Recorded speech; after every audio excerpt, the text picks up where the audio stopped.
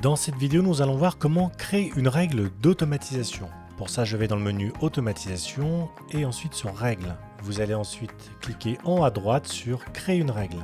Donc, la première fois que vous arrivez sur l'interface, vous avez sur la colonne de gauche ce qu'on appelle des déclencheurs, donc qui sont des événements qui se produisent. Et en fonction de ces événements, vous allez avoir des actions sur la colonne de droite. Le principe est très simple. Si vous avez au moins un déclencheur sur les X que vous avez rajoutés qui est reconnu, alors l'intégralité des actions que vous aurez sur la droite seront effectuées. Ici, dans mon cas, ce que je vais faire, c'est que je vais donc créer un déclencheur qui s'appelle, à chaque fois que je vais ajouter un tag acquéreur à un contact, alors je vais par exemple lui envoyer un email de bienvenue.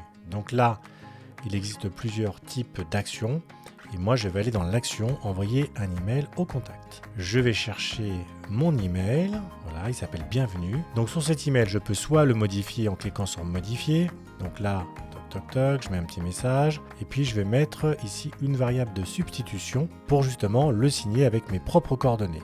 Faites bien attention, quand vous êtes dans les variables de substitution, vous avez dans la liste déroulante la notion de personne d'entreprise. Donc ça, ce sont les contacts que vous créez dans Prospénéo. Et utilisateur, c'est vous. C'est-à-dire c'est moi là actuellement derrière ce micro. Donc je clique sur utilisateur. Et là, ce que je vais faire, c'est que je peux mettre soit une variable de prénom, soit une variable de nom, de téléphone. Mais là, ce que je vais faire, c'est que je vais directement le signer avec ma propre signature. Donc une signature que j'ai déjà configurée dans Prospénéo. Je clique sur insérer. Voilà, je mets mon petit blabla et je fais modifier. Ça y est, mon email est prêt. Et donc voilà, à chaque fois que je vais ajouter un tag à mon contact de type acquéreur, ça va automatiquement lui envoyer un email. Voyons voir maintenant ce que ça donne. Surtout, n'oubliez pas d'enregistrer la règle.